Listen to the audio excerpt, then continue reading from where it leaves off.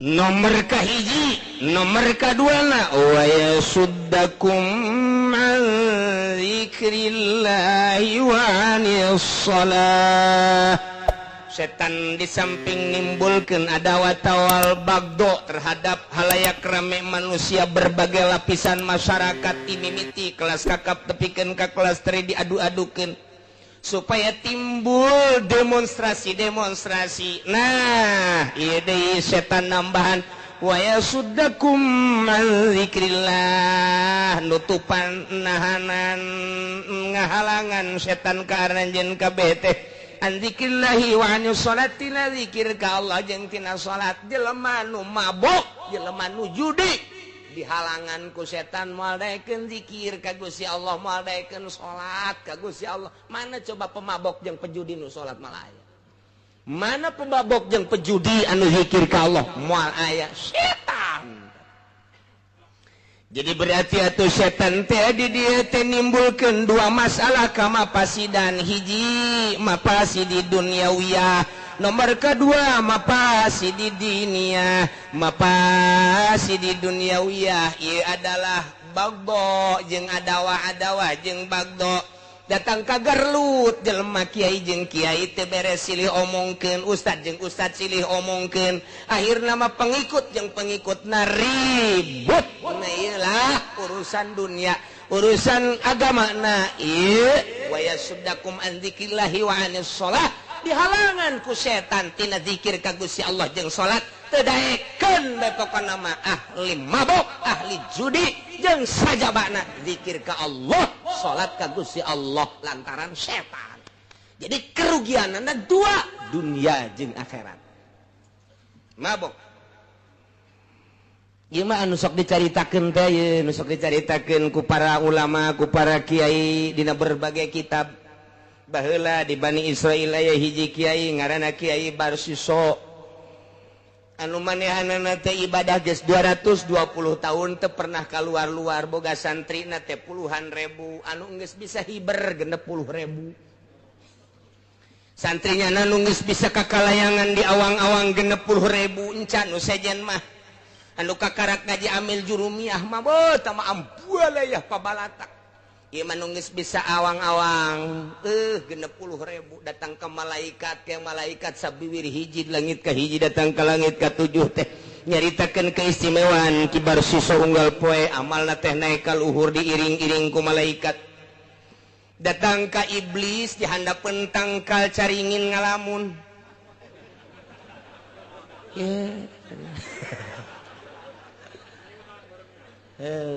Geus ai runtuh waruntung geus. Ngan bangun sakean deui ya tetangga sari. Ditereup aya sakena hiji. Nya siki sake naon garang-garana caringin. Raga jihabek. Cek iblis Barsiso hebat-hebat deui. Muridna kakalayangan di awang-awang museje buncan murid museje masya Allah puluhan ribu cak set aing nyawa di mana alamatna eta Barsiso teh datang nyana make udeng-udeng ngaleuwihan ti Ki Barsiso gedena jubahna Ki Barsiso make hiji nyana make dua aju sorban ka dieu Ki Barsiso mangan sok datang ka cangkeng nyana mah datang ka handap ka dieu oh gede jasa. Assalamualaikum. Waalaikumsalam. Cek Ki Barsiso ti mana? Abdi ti tebih cenah kan. Aya naon? Hayang ngiring ibadah we sareng mama di dieu. Kabita abdi mah ku mama di mana-mana muridna aya. Aju abdi marek di dieu we ibadah mun aya pagahkeun atuh ku kiai di tamagahan atuh abdi rek magahan. Aya tuh. Dipasingkeun ku nyata budak nu leutik we pagahannya nya teh ke lamun kadeuleu bagus ke naik ke. Waduh luar biasa bagahan ngaji eta setan teh. Waduh bisaan jasa tuh magahan ngajina ge kadang-kadang di pendopo magahan ngajina. Jeung Ki Pudoli.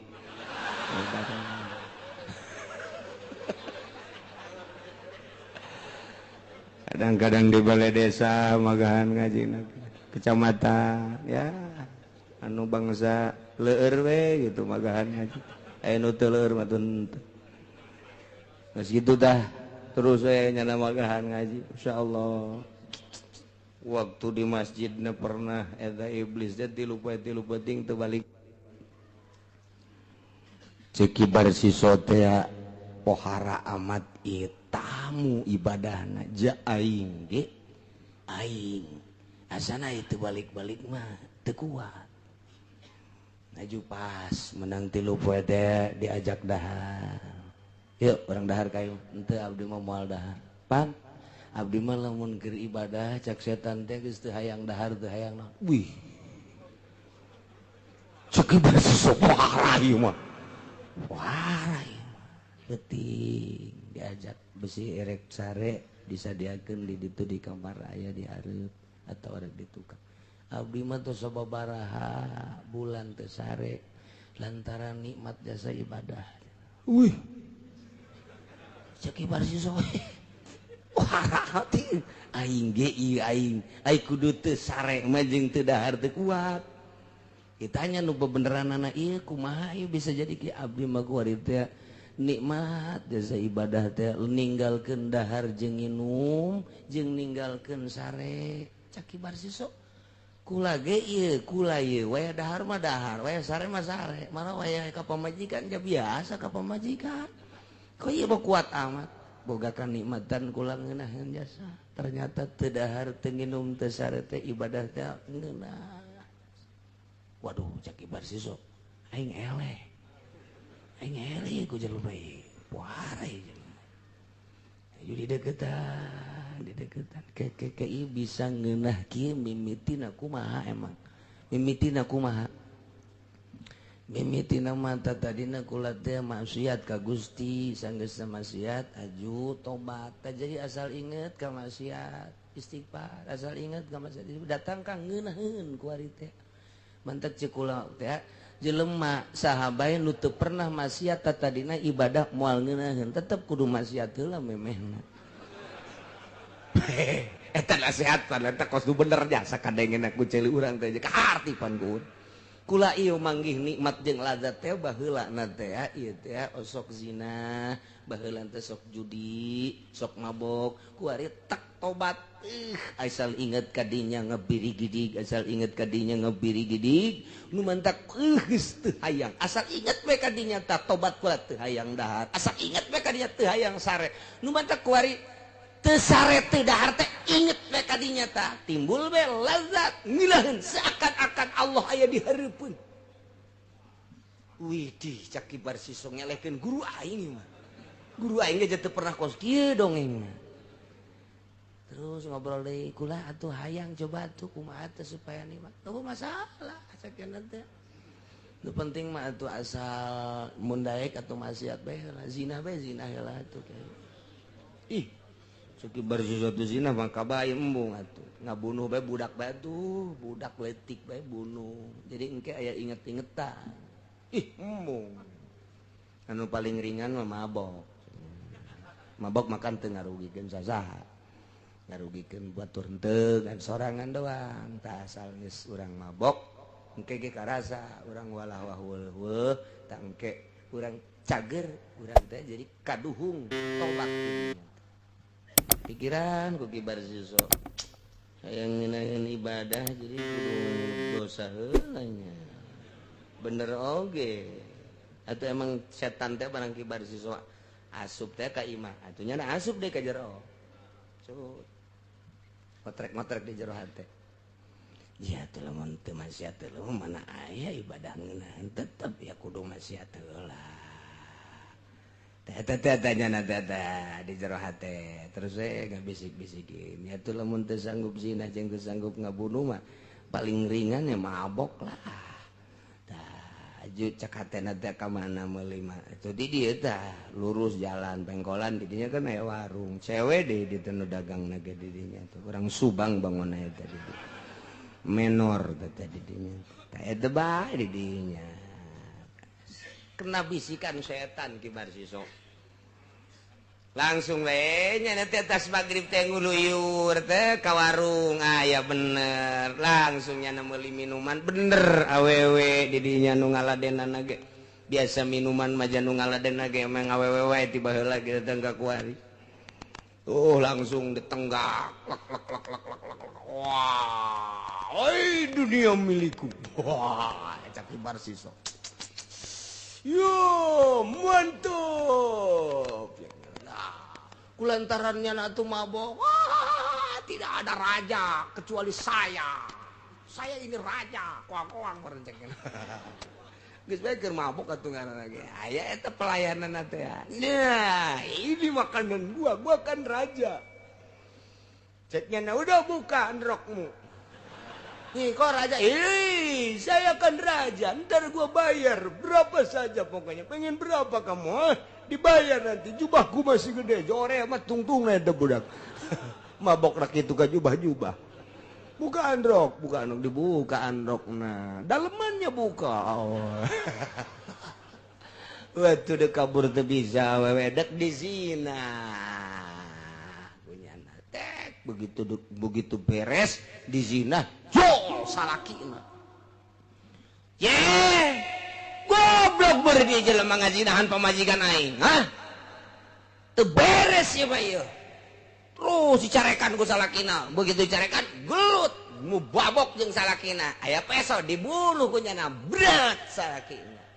beres kan nya mabok nya zina nya ngabunuh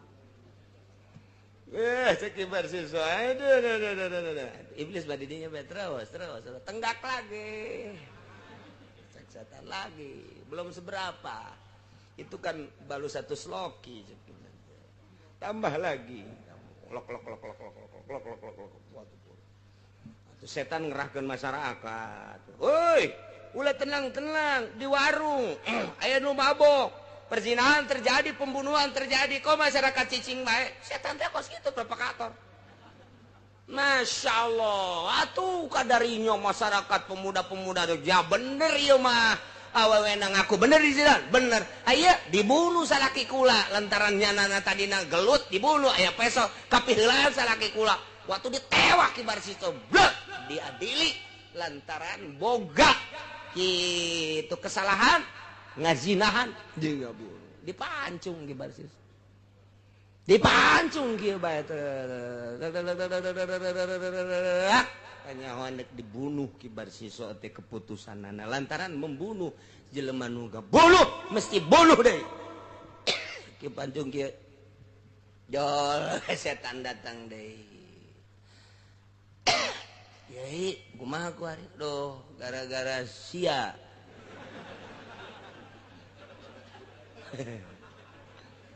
aing bisa kos kieu cegana keur ngeunah aing magahan ngaji ibadah kos kieu we wakanyalakeun ceuk setan teh tenang bae heulana nah tenang aing keputusan nepen ieu dibunuh cegana gara-gara sia geus aing mah tobat bae ka Gusti Allah kan sasaranna hayang ngeunaheun ibadah atuh jadi boro-boro ngeunaheun cegana teh aing dibunuh kieu saeutik deui asal geus loba tobat sok tobat terus cek nyana teh terus coba ge sujud ge ka kula ge sujud kumaha sujudna cek nyana wan aing dipancung geus teu kudu dipancung teu kudu kumaha sujud mah bisa bae ku mata bae disarah sujud bae geura ge bakal ngeunaheun ge ibadah teh lantaran pan kula guru maneh geus ayeuna mah sujud bae geus ka guru ku ari mah ieu ayo mana teh saha ieu teh kula teh setan tapi setan geus jadi wali setan jadi wali geus pokona mah ku ari mah sujud geus gara sujud gara ge sujud ieu keun ngarasakeun nyeri cenah awak ieu nya teh asana teh kudu ditembak teh kudu dibacok ke paeh ieu mah ieu sakarat cenah geus gara sujud bae ge ngeunaheun ge hayu geus gara sujud geus sujud kicep bae jeung isarah kicep jeung isarahnya bahwa eta teh pangeran disujudan terus hos bae na'udzubillah min mantak ulah sok agul ku ilmu ulah agung ku pangaruh ulah agung kumul ya contoh kibar siso masya Allah nah iya naon ya iya tah innama yuridu syaitanu ayyuki'a bainakumul adawata wal baghdha'a fil khamri wal maisir wa yasuddakum an dzikrillahi wa 'anis shalah ngahalangan tina zikir ka Allah jeung tina salat jelema nu mabok sanajan zikir ge tah mah eueuh di jero hate aya nangan disungut doang sanajan nyana salat eueuh di jero hate tah mangan saukur zahirna doang jelema mabok mah moal beres kajen kumaha ge wayana sakitu awas hati-hati khamri jeung maisir judi jeung mabok jeung judi nu kuari ambalayah jasa mabok jeung judi